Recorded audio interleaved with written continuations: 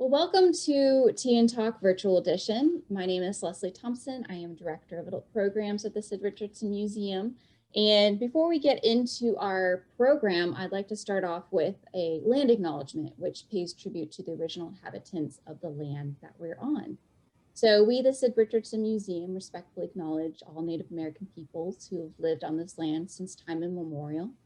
And the Sid would especially like to pay respect and acknowledge the Wichita and affiliated tribes upon whose historical homeland our museum is located. So today, in addition to members of the museum staff, we have a special guest with us. So I'm going to go around my virtual screen here and introduce each one of them. And as I do, just give a quick wave and a hello so people can see you. So first, I'm actually going to start off with our special guest, and that is Laura Desmond. Laura, if you want to say hi. Hi, Laura is a curator and educator from the Frederic Remington Art Museum all the way in Ogdensburg, New York. Then I've got Betsy Thomas. Hello. Betsy is Director of Education Resources. Then I've got Janie Cumming. Hello. And she is Visitor Services Manager. Then I've got Scott Winterode. Hello, everyone. And he is Director of the Sid Richardson Museum. Then I've got Renee Green. Hello. And she is our admin assistant. And then I've got Shelby Orr. Hello. And she is Director of School and Family Programs. So we've got a good group with us today. And to quickly review for those who are not familiar with Tea and Talk, this is a program that provides an opportunity to slow down the art viewing process. I like to think of it as a visual deep dive into one work of art. Studies have shown that museum visitors spend on average 10 to maybe 15 seconds with one work of art. And that really doesn't give you a lot of time to take in all of the details that a painting has to offer. So that's what we try to do with this program. And normally for the in-person program, we would allot about half an hour for conversation, but for the sake of the virtual experience, we will keep it down to 10 minutes. And I have on the screen with us an image of the painting that we'll be looking at today. And you can probably already tell that this painting is a little different from some that we've looked at before. And obviously through our conversation, we'll get into that and we'll discuss what we're noticing that is so strange and unusual about this painting, as well as what's going on in the scene and what we notice. So with that, I'm going to set my timer for 10 minutes. And as I'm doing that, if y'all would go ahead and spend some time looking at this painting by Frederic Remington. And as you do, just share something that you notice.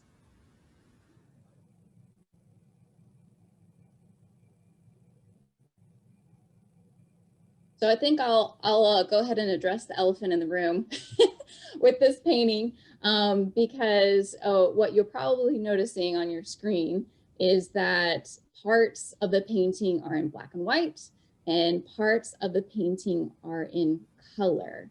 And we'll get into why that is later on, but I just wanted to address that and get that out of the way so that we can talk about what else we're seeing in this painting. I'll start with something that I've always found interesting about this painting. As you're trying to figure out, the action, what's going on here, there is an indigenous person on his side to the right of the painting. And that he always looked to me as if he was sort of just leaning, just sort of like, casually sort of leaning up on an elbow in the grassy area there. And yet when you look at the rest of the painting, it's like, no, wait, that's not what's going on. So anyway, I just wanted to point that out. That's something that's always sort of, when I look at this painting, it's sort of baffled me a little bit. I want to jump in on that figure as well, because I find him one of the really striking elements in this composition, because he seems to be directly gazing at us, viewer, you know, that there's a way in which we're confronted by this figure, and, you know, and that is emphasized by the paint around his eyes that's really drawing our attention to his gaze, which seems to be directed at us looking at the scene. That's that's a really, really good observation. I'm glad you shared that, Laura. So, you know, we're talking about this figure that's over on the far right that looks like he's just lounging, leaning right there. But what Laura's pointing out is, if you look at all the other figures, he's the only figure who's looking directly at us, the viewer. And as Laura's noting, that you're drawn to that, your attention is drawn to that as well, because of the paint that Remington has painted around the eyes as well. So like you are really hooked on to his gaze. Yeah. What else do you notice? When I first look at it, I noticed just all the chaos and carnage in the very front of the painting. The foreground is just littered with horses and bodies, and it's quite a mess up there. Yeah. So yeah, we're noticing all of the chaos and mess of horses, of men, all in this foreground. A lot of action going on. It's also confusing because there seems to be a horse lying down behind this one that's kind of half up, half down, and you can't find the rest of the body because of whatever has happened with this work. So it's very disjointed. Yeah, and Scott's pointing out behind the third horse from the left that's kind of partially up and down. Yeah, there's a horse that's not brown like the other horses, where you can only kind of see the backside, and you can see a little bit of the head if you look into the black and white portion, but it's hard to see and notice at first unless you really take a closer look. What else do you notice? Well, you know, back to the man with the white, looks like sunglasses on. Mm-hmm. It's the only person or being that looks relaxed in this. And he looks like he's just hanging out. Everything's fine. There's horses running behind him, horses down in front, and then the Native American moving fast on his horse. I don't know. I'm just like, how can you relax and all that? That's crazy. It makes me wonder. Okay. Oh, it makes me wonder what's lost in translation. Like, what does the black and white version look like? Yeah. Yeah. Good point. Yeah. There's a competency issue in terms of whoever decided to paint over this picture, and that figure didn't come across very well, and it looks like he's getting a tan instead of actually part of a chaotic scene. Another thing that when you first look at this, you notice what's going on. You notice that there appears to be two figures behind something, and then you see to the right again, you see another group running off. And I do think it's part of the lost in translation with the paint that's on it, because I think, okay, so at first glance, I always think, okay, so these are all indigenous people. Is the one chasing the other ones? Is it, no, they're all together because you see the red cloth. Think, okay, no, maybe they're all together. So they're all together. So then you have the guy in the black and white, and you can't see if he's in the red cloth. What's going on with that?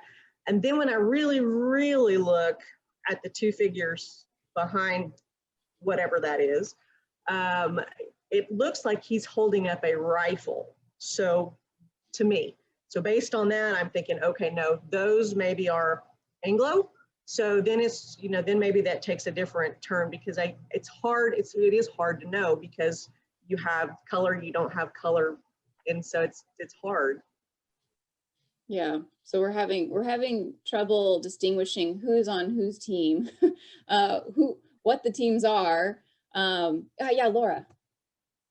Well, I would say, I guess I would point out that the original consumers of this image would not have been confused, because it was an illustration accompanying a story.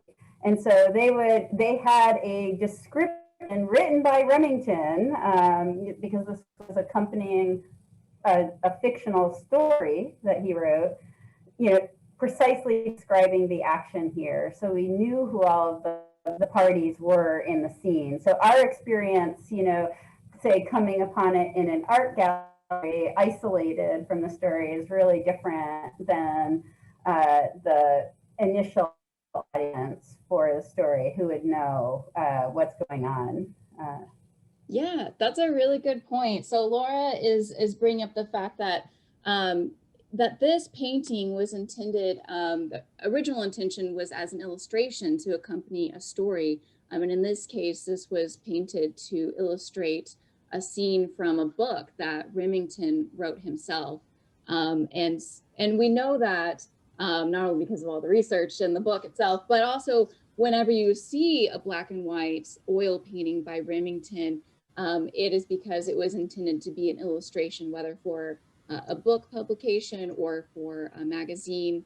And so, yeah, Laura is pointing out that some of the details that maybe are hard for us today as visitors to an art museum, just looking at this painting out of context, it would be hard to distinguish what is going on and what are the details behind the figures, the action going on. But had you seen the image itself within the text, you would be able to correspond the characters with the figures in the painting.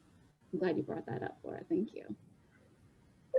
Said, I think that the sort of confusion sort of makes sense for what's happening here. You know, that we're getting a moment of confusion for the figures who are in the scene, and so that we as viewers have that kind of experience of confusion is, I think, intentional on the artist's part, right? To convey that emotional experience of a confusing turn in a battle, which is the scene here. And I find so fascinating that we've got like these three distinct, you know, elements going on. You know, we've got, as Scott said, the sort of carnage in the foreground, which is really you know, strong our attention. But then, you know, we've got the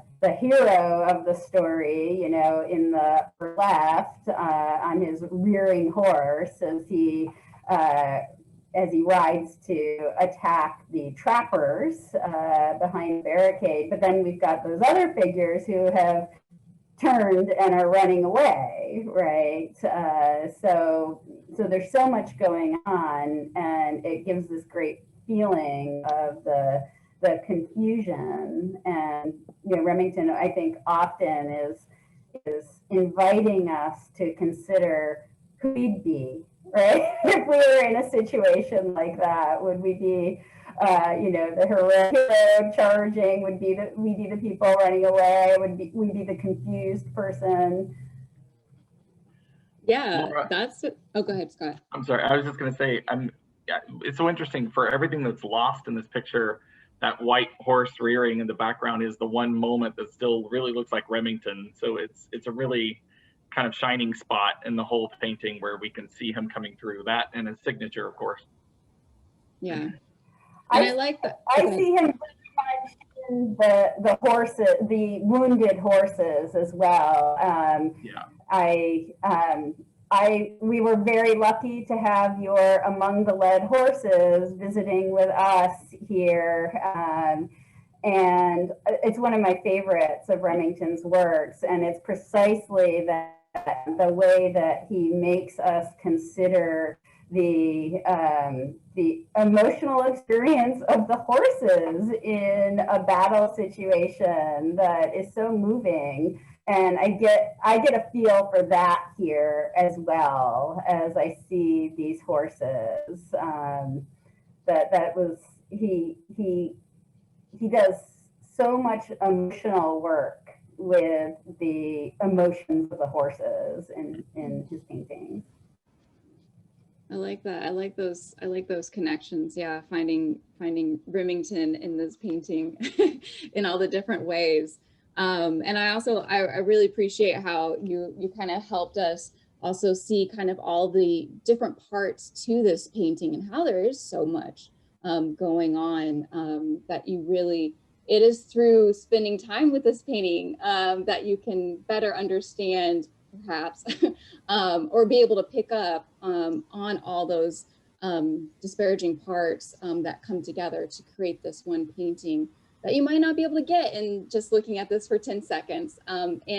And although we've passed our 10-minute mark now, we still have, I mean, we could keep on going and have a long way to go to really understand and see all of the other details in this painting, which is what I appreciate so much about this program, getting to spend more time with these paintings that really deserve our attention here. But before we go, I'll wrap up the conversation by kind of addressing what I mentioned in the beginning of this conversation, which was the black and white and color in both the same painting. So this is a painting I mentioned by Frederic Remington. Of course, you can see a signature at the bottom right. And this painting is titled, "He Rushed the Pony Right to the Barricade." And as we mentioned, Laura was saying that this painting was originally intended as an illustration for a book because it was painted in black and white, which is what Remington did for his illustrations. And this was illustrating a book that he published and wrote in 1900 called The Way of an Indian, which is a fictional story. I won't go into details because there's a lot to it, but this painting corresponded to a scene from the book. Now, the original painting was in black and white, as I mentioned, but as you can see, part of the painting is in color. And originally, when Sid Richardson purchased the painting, it was entirely in color. And a Remington scholar, Peter Hasrick, was looking at this painting several years ago and was noticing, especially around the signature, but you can still see it in some of the colored parts in the grass especially. There's kind of some gray areas around certain objects. And so the museum had this painting sent to a lab to get tested. And some interesting things that they discovered were that there were 2 layers of paint here, and there was a layer of dust between those 2 layers of paint, which indicates that some time had passed between their application. But was even more telling was that the pigment from the color areas identified that the paints that were used for the colored area of the painting, those paintings did not exist until at least 22 years after Remington's death. So there was no way that Remington himself could have colored over this painting. Now, beyond that, details are really not known about who painted over it, why they would paint over it. One could speculate that, turning a black and white painting into a colored painting adds monetary value. So the resale value would increase when you do that. But much of that remains a mystery. And so there were efforts made to remove the colored paint from the painting, but there was some concern about the stability of the original layer. And so as you can see, the efforts were stopped. And now today we see what this painting looks like today with both the black and white original and the color layer on. So it provides a really great opportunity to discuss this side of the art world and also to get to see this painting in both color and black and white. So I'll leave a link to this painting on our website below in the description so you can take a little closer look at it, as well as some more of that backstory that I'm touching on here. But really interesting painting. And I'm really glad we got a chance to talk about it, especially with Laura all the way from Remington Museum, who's so familiar with Remington's work. So this was a really great opportunity. While our conversation here has ended, I would love to keep the conversation going with all of y'all who are watching.